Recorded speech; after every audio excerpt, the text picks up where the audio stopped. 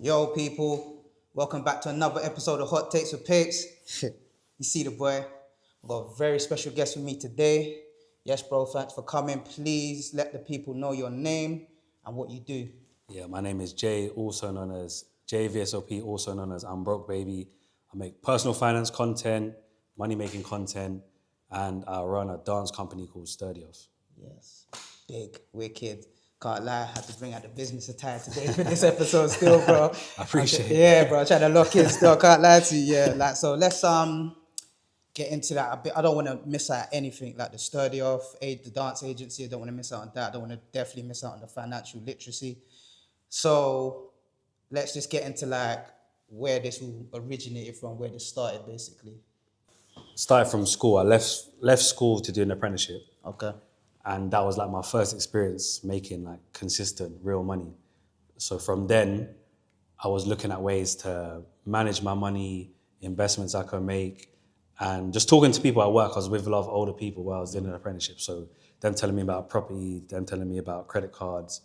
So that was like what piqued my interest in personal finance. So when I was able to save enough money from that job, I just knew that I was always been entrepreneurial. So I knew that I just wanted to use the money and flip it and start my own business. So saving money from that, I started my own business. And since then, yeah, I've just not stopped with business. Wicked. So what was the apprenticeship then? So I did an engineering apprenticeship. I done it with, at the time it was called East Coast, but Virgin Trains is what most people know Okay, as. okay. So that started from there. You started making money from there, and then obviously you created your first business. What was your first business? So my first business was a sneaker reselling business. Reselling, yeah. So it was I've called, done some research on that. I was like, yeah, okay, that's how you started off, yeah. it was called Sold Souls. It's the company's still running. Oh, but- so souls, yeah, okay, cool, yeah. The company's still running, but it's not active anymore. Yeah. But I was doing that for about 8 years. So it was my first business, my longest business. I hear it. And it was good money. It was good money. It was a good way to learn about business, a good way to learn about finance in business, because it's a heavy cash flow business. You're always having to buy new stock. Yeah. So that taught me a lot about cash flow in business. I hear it. So would you say that obviously like it's an acquired skill, obviously like your financial literacy, or is it like gifted from like young? You know what? Like within my family, it was always me and my younger sister who was good with money. Good, okay. And now it's like, it's just continued. We're both the best with money Best with still. money, So yeah. I think from young, you can tell like people who are going to be good with money, but obviously the more you learn, the better you get. I think it can be a taught skill, 100%. Yeah. When people are into like obviously the financial side of things, I guess obviously you liked maths. Yeah, You excelled in maths and that. Yeah, so where I've done engineering as well, so I've done maths, done double maths in GCSEs, I've done statistics and maths, then I've done A-level maths. Okay. I've done maths within engineering, Yeah. maths was always my thing, I hear it. Yeah, maths has never been my thing. I think just having a good relationship with numbers obviously helps with finance, but Yeah. it's 100% not necessary, especially nowadays when you've got obviously calculators in your phone, ChatGPT, all of that. Like, Now, of course, I hear it, but I just think obviously where I love like your content, it's digestible. Do you know what I'm trying to say? It's funny because people who like are not good with maths or not good with numbers in a sense, when they're hearing information, like there's a lot of like financial literacy gurus and people giving out that information, but some are just not digestible. Do you know what I'm saying? It's just like looking at numbers for certain people is like raw. It's like looking at the code of the matrix. Do you know what I'm trying to say in a sense? So, but your information, the way you deliver it is quite digestible. That's what I kind of like, and it kind of gives me that kind of understanding of like, I guess I can do it. Do you know what I'm trying to say? Because there was only, I would say like, I think Rich Dad Poor Dad. I think that's the only book that kind of made me even feel that same way as well. I was like, oh, this is kind of understandable to a sense. Do you know what I'm saying? I think it's like when you relate the numbers to real life situations. It's like Yes. numbers just sound mad, but then if someone's telling you these are the numbers I used, and you're saying, okay, I can see how he done that, I can see how he done that, then it becomes like, It becomes, yeah. You've come from a family background of obviously entrepreneurs, or was it just you and your sister really that? No, I say, all due respect, my parents were really bad with money. Okay. And that kind of helped me as well, because I knew I did not want to be bad with money. I hear My dad's always been self-employed, and my mum's always had jobs, but money wasn't managed well. So I thought, okay, I have to change that. I can't be stressing about money 24/7. Yeah. So when did you kind of, what age did you kind of realize that I just had to go make this change and realize that, oh, they're they're not really good with money? I would say from early, maybe like 7, 8. I swear Like, I heard man, that. like, Yeah. You're ahead of your time then still. no, but just more, just like, you know, the family dynamics when money is tight, it's just a bit, I hear that. it's a bit Okay. stressful on everyone, innit? So Yeah. I knew that, I just related money to stress. So I thought, okay, if you, not even having a lot of money, but if you manage your money, then you're less stressed, innit? Yeah, that's good motivation still, 100%. Then from there, after Soul Souls, then where did it evolve to? I say while I was doing Soul Souls and in between Soul Souls, I started a lot of smaller businesses. Yeah. Just say like that kind of just opened up my eyes to business. So I'd done like e-com business, I had a cleaning company, drop shipping, Okay. just loads of little things. Some of them actually went well and I got in and got out. Yeah. Some of them just lost money. Some of them just probably just helped me with skills. So like the cleaning company, it helped me with like sales. So like in-person sales. So we'll go into estate agents and saying, do you need end of tenancy cleaning? Literally just going to random estate agents and trying to get contracts. So I see. I started loads of different businesses and it kind of just helped me, Yeah, and then you've just basically taken away all the skills that you kind of learned in every field in a sense. Yeah, basically. I say with business, it doesn't matter if you fail in the business. You're going to take skills from that business to the next. So I feel like it's like a snowball effect. Yeah. So every business you start, you get to the next level quicker when you have that experience. So like my latest businesses, I've gone from level 1 to level 10 within a month, whereas before it would take me 4 years to get to that level. Okay, So I see. So you just apply all the skills literally, to your new ventures and then boom, it basically 10x's it really. literally, all that knowledge. Do you feel like you have to really be not that way inclined, but it just has to pretty much just be in you in a sense, like to just like have your way of like looking at things and then just executing it as well? I guess it's knowing your skill sets. I know my limitations, so I'm better now at bringing people on who have the other side of the skill sets. Yeah. So just this era, like social media, the skills I made sure I learned were like camera skills. Yeah, okay. So where a lot of businesses are social media based or you might need social media for marketing, I know that, cool, I can get it off the ground because I know how social media works. I know how to work a camera. But obviously other skills, like I said, when I've done a cleaning company, like sales, it's still not my best skill set. So if I'm starting a business that involves sales, I'm going to get someone on board that has that experience. 100%. What advice or tips would you give to somebody who's not as, I guess, aspirational or knowledgeable, even in like the financial sector, I would say? Like, I would say that list all your skills down and then list all your weaknesses down. There's some weaknesses you can improve on. There's some that you're never going to get the best at. So like it is what it is. So facts. I guess just if you are decent at finances, you can definitely improve on it. If you're terrible at finances, maybe look into, if you have a small budget to get your business off the ground, look into an accountant. I hear it. Like with me, I'm good at finances, so my small budget is going to go somewhere else. It might be like a graphic designer, it might be someone else. Okay. But you say if you only had £1,000, use that £1,000 for the accountant, and they might save you £1,000 later on in it. The dance company, Sturdy Off. Yeah. Talk to me about that. I know it's been very, very successful. Yeah, like just from the ground, hit the ground running basically. Literally, that's like as you said, hit the ground running. Yeah, like I started with your brother, so Shout out JB. Yeah, shout out JB. So I was actually doing some work for his business, tax-free social media. Then we linked up to get like an office that we can record content for. Obviously my content creation and for tax-free as well. And then from there, we came up with the idea of Sturdy Off. It's just crazy. Like we just literally had an idea to use studio space for a dance competition. Took off straight away. Went crazy on social media, and then we just kept on building and building. From there, we did have a plan at the start on who we want to work with. Yeah. So we wanted to work with Nike and a major sportswear company, which we're doing right now. Yeah. So spelled that into fruition, bro. We had them. We knew what we wanted with that. Like we just, it kind of was good circumstances, but it definitely weren't luck because we actually planned what we needed to get out of it. So, and I feel like that niche because the sturdy off or sturdy or getting sturdy was only like in New York. Yeah. So then the way you lot like just capitalized on that in the UK, blew it out of the water, bro. Like, Yeah, it's mad because I would say drill is like mainly New York and UK. facts, yeah, facts. But at that time, that was like, I think maybe 6 months, a year after Pop Smoke died. Yeah, okay. So the drill wave was kind of at its peak. But I think New York was probably taking over UK. Yeah. But it's so similar, like the two cultures, New York and UK. Yeah. Like there's always going to be a crossover, innit? 100%. I think as well, which was good, is that obviously like you brought in like the youths. It was like the youths getting sturdy. Do you know what I'm trying to say? Like kind of thing. I feel like that's what like was the appeal as well. So what would you say was your driving force behind Sturdy Off and obviously even like your financial advice company?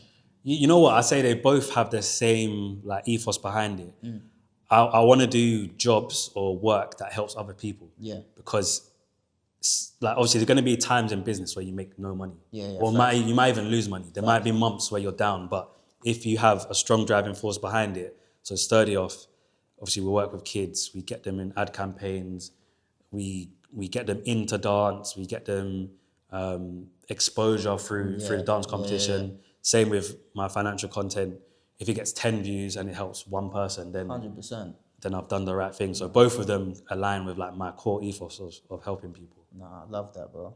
That's powerful still. So what is one thing that you would change if you could in your field? In personal finance, that's actually a really good question. I think a big thing about finance, I say is changing, but it hasn't changed yet, is that you need to be, say, a financial expert. You need to have a degree. I think in general, like not even just in finance, in things in general, but the way the world has changed, everyone has access to education, whether you go to university or not. 100%, yeah. So I think maybe the main thing I would change is how we see authority figures within the industry. So I know that if you have a accounting degree, if you have anything to do with finance, you're going to be taken more seriously than someone who, like for me, for example, I have no qualification in finance, but I've raised hundreds of thousands for my business. I've managed my business's finance. I've managed my personal finance. I've bought a house. So that personal experience, I think, is worth as much as certain qualifications. 100. So basically, you've got the credentials, but obviously not the qualifications in a sense. You know what? That's a better way to word it. How we see credentials. Like uni isn't the be all and end all. Yeah. I hear that. So who would you say are some of your inspirations in life? Just in life in general. Like in general, I'd say Ian Wright, my main. Yeah. Just like his story. Yeah.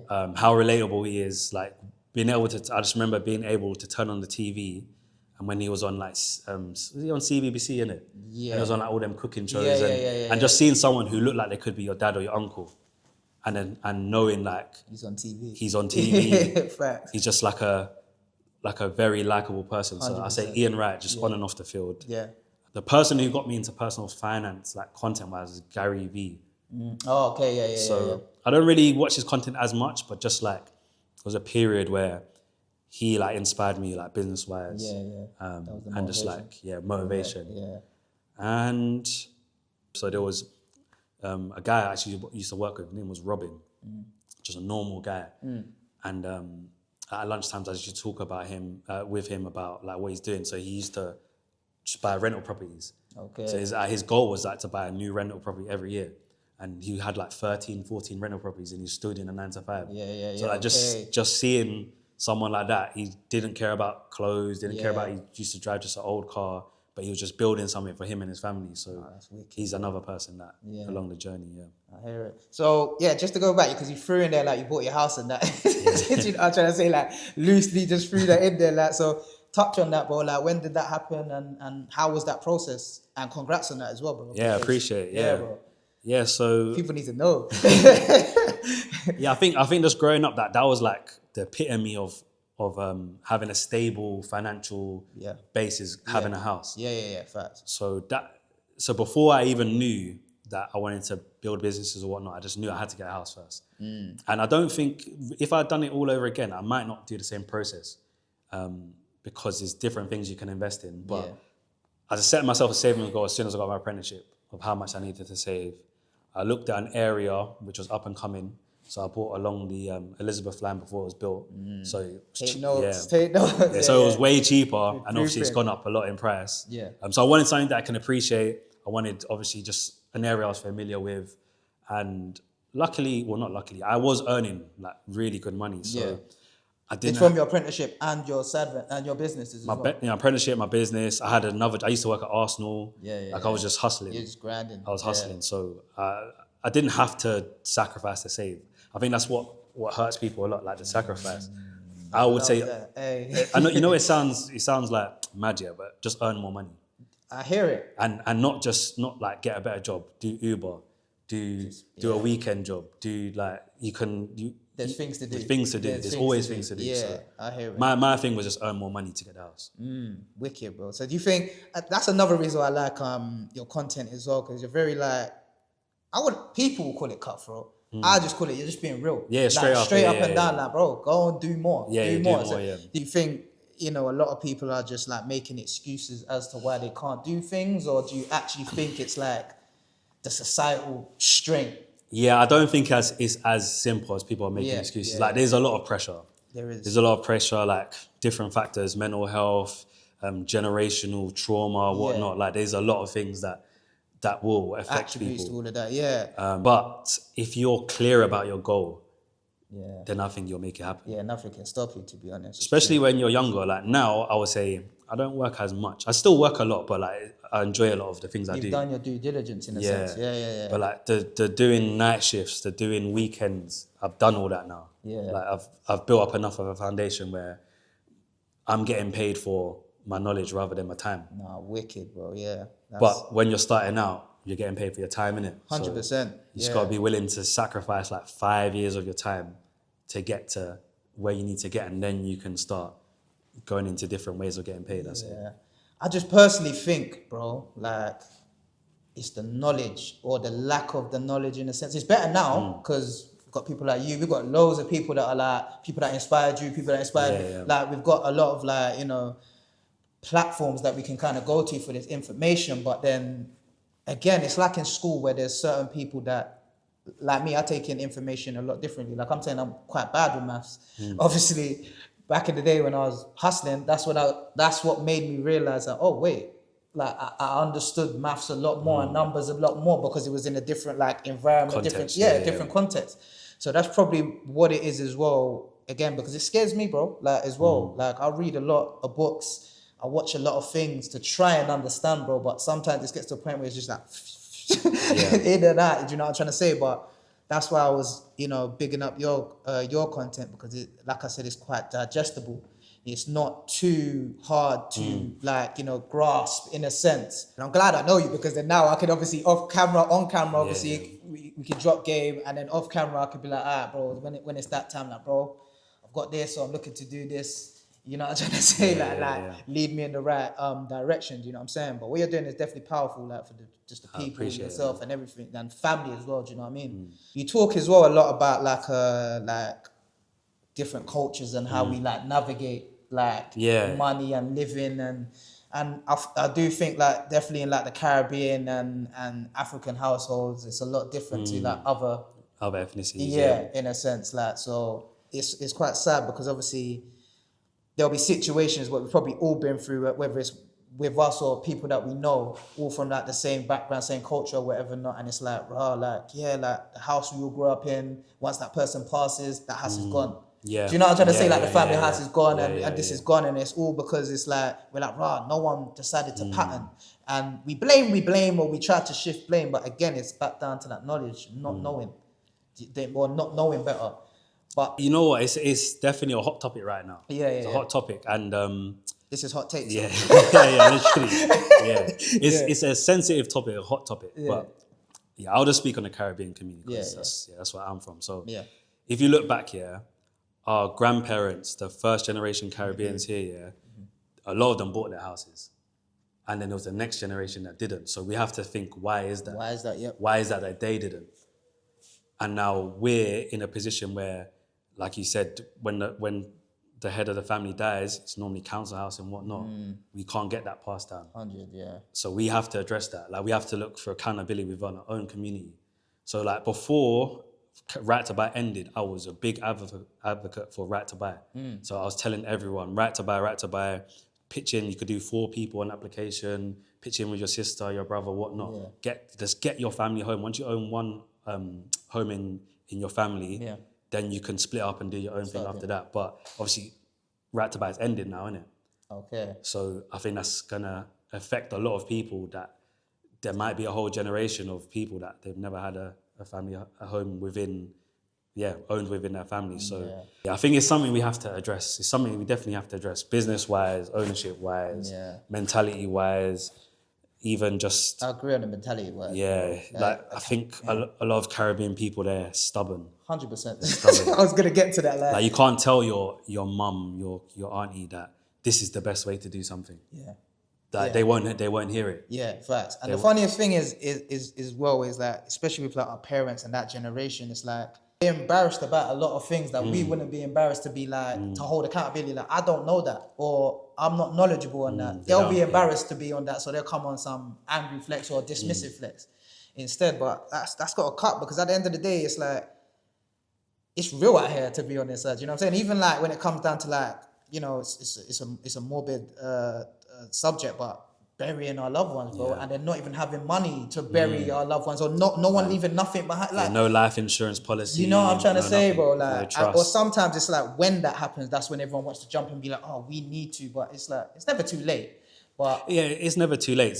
So touching on that, I would say things that we definitely need to look into as a community: life insurance and trust.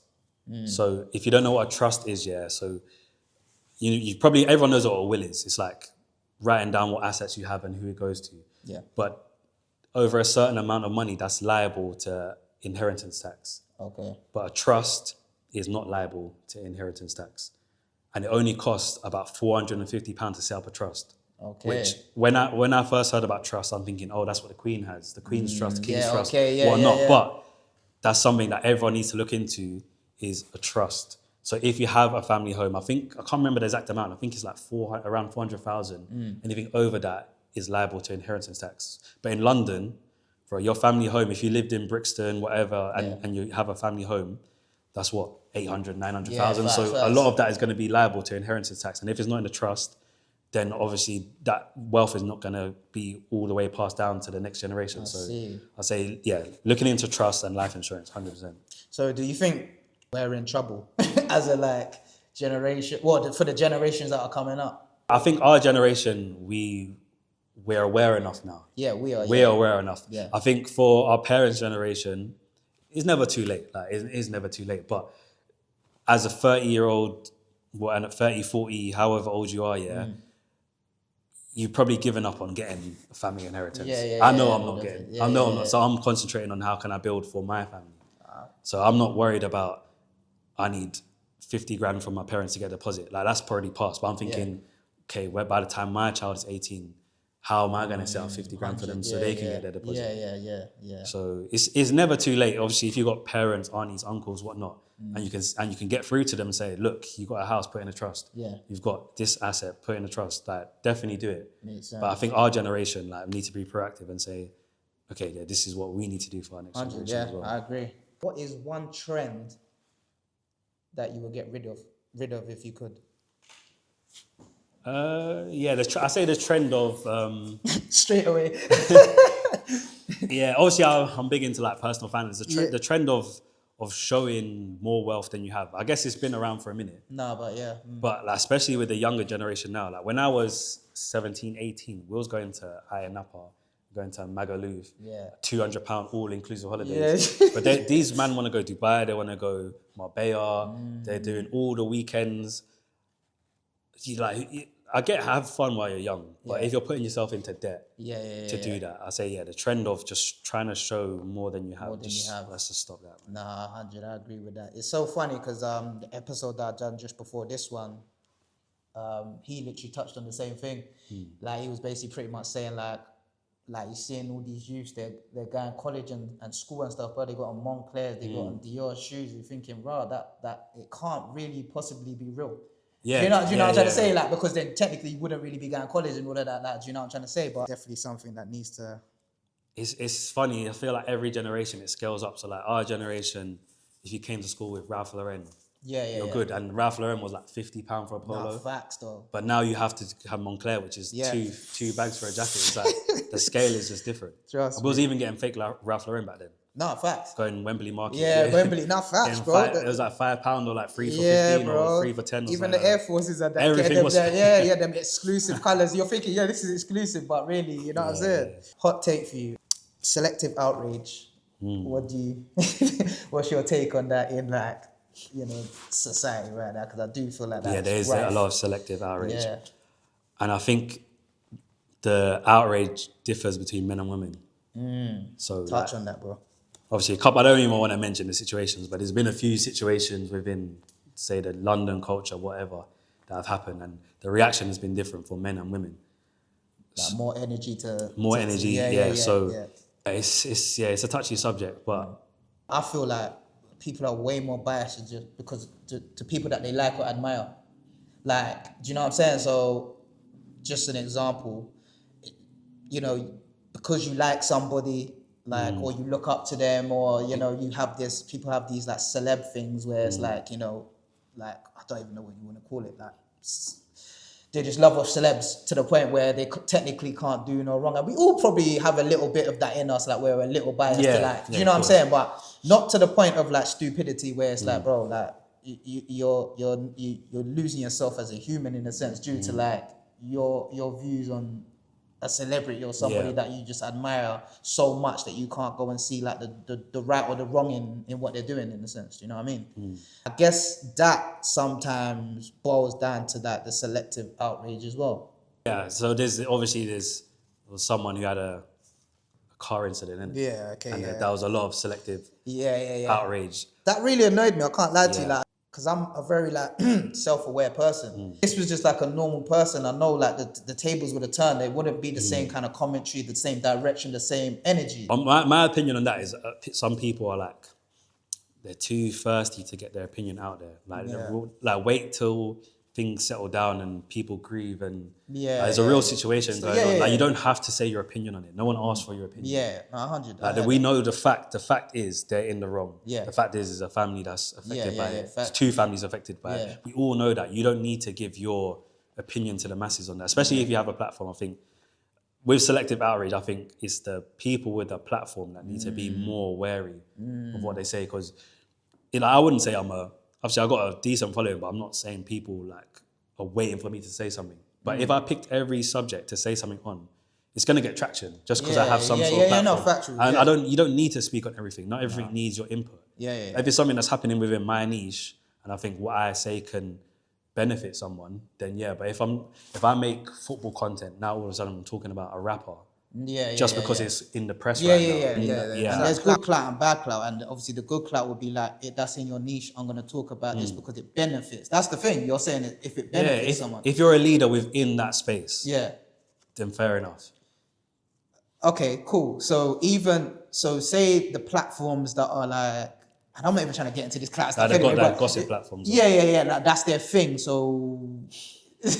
I think they still need to just be wary of the message they're putting out. So, for example, that situation, you're going to post it. Like we all know they're going to post it. Yeah, you're reporting something. Yeah, but they should have a system in place where we're reporting on it as soon as we get information about funeral costs, GoFundMe, whatnot. We're going to push that just as much.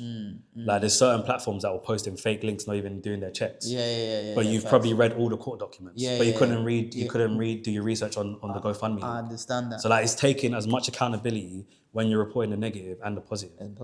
So do you think it's like the actual platforms in a sense, or do you think it's literally the people in the comments that actually like highlight the actual? Do you know what I'm saying? Because the platform knows what they're doing. Like I know if I make a video, most of my videos, if I want it to spark debate, I want it to be a healthy debate. But I know it's going to spark a debate. So the platform, every platform knows if they post something, it's there to spark some sort of reaction or debate. So as much as they want to put the blame on the comments, I think the platform really should be careful with the narrative they're spinning. Yeah, I hear that still. What do you do when you experience like a creative block or brain fog? I say that's a good question. So it happens a lot, I'd say. Yeah. When I do that for my personal videos, normally I have like a set style of videos I do. So if I'm really struggling, I'll find something that's worked in the past and remake it, because I know that it's valuable information.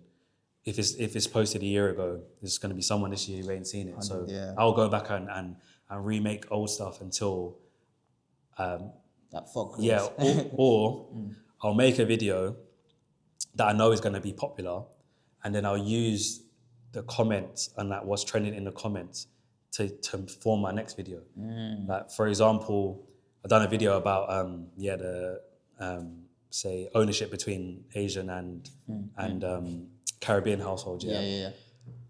That is not really a topic I want to keep going on, because I know it's in the comments it's just getting a bit mad. Getting too mad. But from them comments, I literally posted that onto, I don't even use ChatGPT, I use something called Manus, Okay. Posted the link of the Manus. I said, find the top topics of conversation from this video. And then I've been making videos about all the top topics of conversation since then. So it's kind of my content is helping me make more content. Okay, so you see everything you said is key, but then it still work. So what do you do? What do you do to take a back seat? Like sometimes, like, you know what I'm saying? Was it just... No, this year I did take a break from content, like just for personal reasons and stuff. Yeah. Like sometimes you just gotta see life is bigger than that, innit? I hear it still. Like especially content, like people get so caught up in content. Like that's my main creativity is content. Obviously people have different things for. Of course. So obviously I have a business outside of my content in it. So that still has to run. I've got family, they still need to be alright. I've got a life, like it's just, it's not for me, obviously it's a stream of income, but it's not the most important thing in my life. Yeah. So. No. What would you say was the best childhood game that you played outside?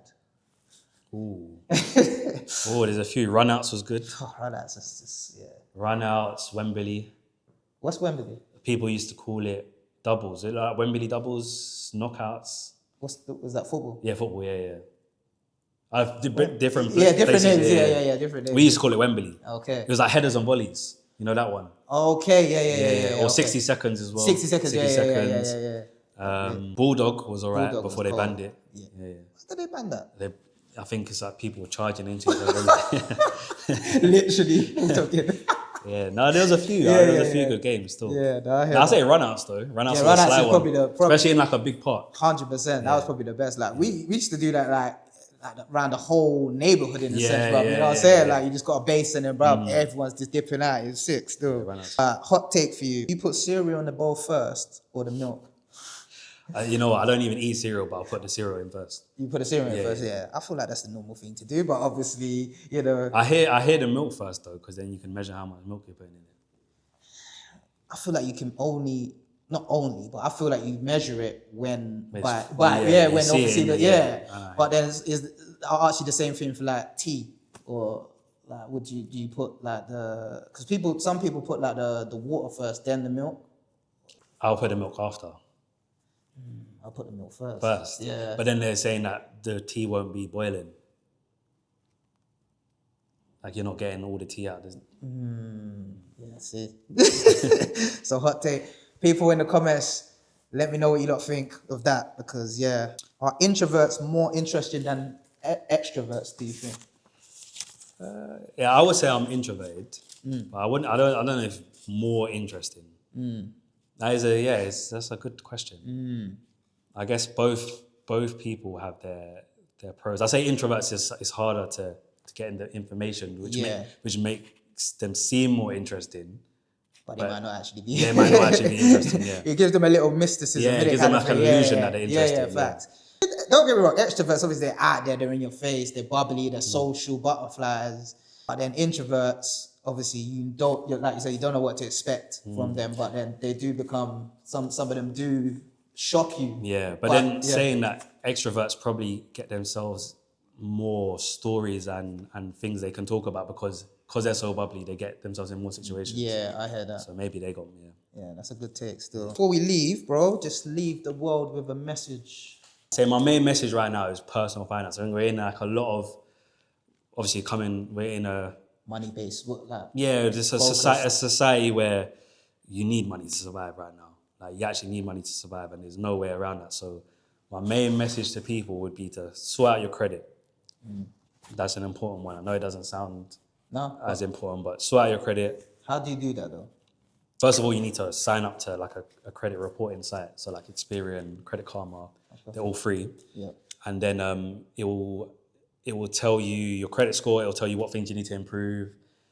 The way to improve it, the easiest way is to get a credit card and just pay your household bills on it and then pay it back before you get charged. So that can improve your credit off the bat. Like there's not, after that, like you don't need to do much after that. What actually builds credit? So if you're like paying your bills, like you say you're paying your phone bill, you're paying the gas, electric, that's what's building your credit, yeah? There's certain bills that don't count towards your credit score, like rent, for example, doesn't count towards your credit score. Okay. Certain bills do. It's more like phone bills, utility bills, anything that's like a recurring bill. But for some reason, rent doesn't count towards it. But there is places like Experian that are trying to include rent into your credit score because obviously it's a good payment history. So the main thing they look at is payment history and credit utilization. So for example, if you have a £2,000 credit limit and you're using all 2,000, that's bad because they know that you're kind of within your limits. Okay. If you're using 400, that's 20%, that's a good credit utilization. So they analyze your payment history and how you're using your credit. Okay. So that's two main things I'll say that determine. Yeah. So I say... Get your credit up. Yeah, get your credit up, look into trust. Yeah. So even that's something that I need to do. Like I've only been looking into trust for the last year. And I think that is going to be something important if we want to leave stuff to our next generation. Yeah. Especially living in London. If you aim to buy a house, you're going to have to leave in a trust. Yeah. Especially by the time that we're 60, 70, 80. The limits are we're going to be way over the limit. So credit score, trust, and I would say learn a new skill that can make you money. So right now, the thing I'm learning is AI. Okay. Oh, see. Do you think, I just want to quickly ask another one, just because you mentioned AI, like, do you think the algorithm is our enemy? As someone who is obviously, into content's your thing, I'm into content's my thing, but do you think that algorithm is actually our enemy? That's a good way to put it because I've not actually looked at it that way before. I would say yes, because the algorithm doesn't dictate valuable content. 100, yeah. So you could have the best music, you could have the best content, you could have the best product. Yeah. And someone who runs out and pranks people stepping in dog shit is gonna get a million views. It's gonna so outbeat that. You're right, it is an enemy because it makes us think that our content is not good. 100%. When it is sometimes. So what's next for Sturdy Off? Sturdy Off, we got a few things like within the next year that we're trying to do. Yeah. So we started something called Dance Clash exactly a year ago actually. Started it a year ago. So it's like an all styles dance battle. And we've been growing that and it's actually growing quite a lot. So kind of treating that as its own thing right now. Yeah, so we've got like its own pages and whatnot. So we're growing Dance Clash, just trying to establish ourselves within the dance community, build our relationship within the dance community, try and work with other dance companies and brands. So we're looking to do a dance tour this summer coming up, or next year summer 2026.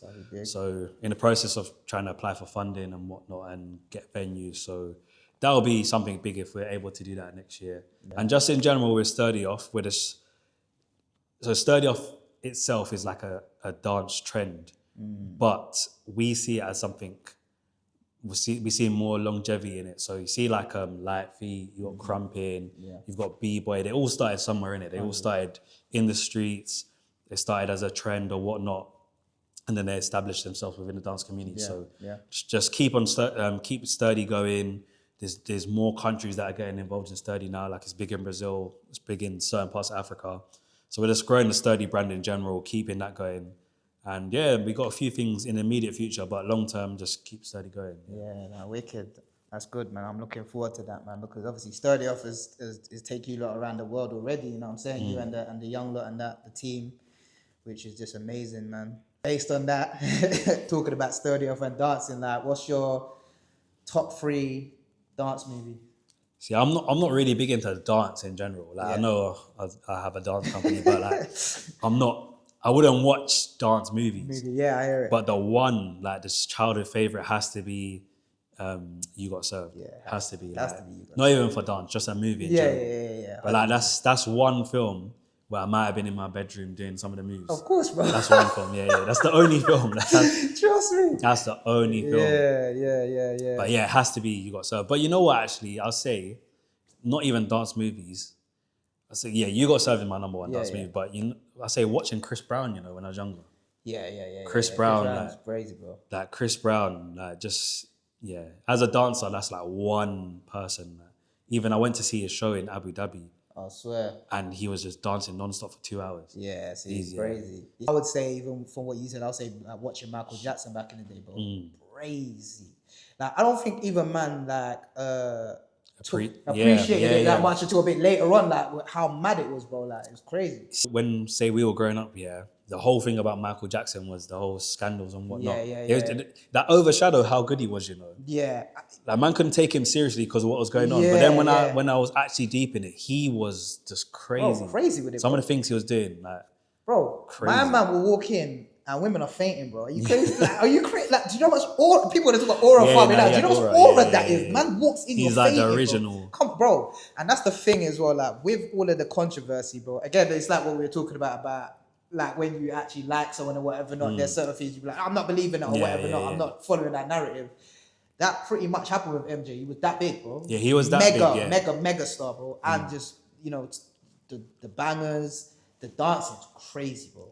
Off the chain, bro. Like, do you know what I'm trying to say? Like, the drip. Yeah, I don't think anyone can ever come close to what he done. Nah. Dance-wise, music-wise, drip-wise. He was the best in all 3. All of that. He was the best performer, best dancer, best musician.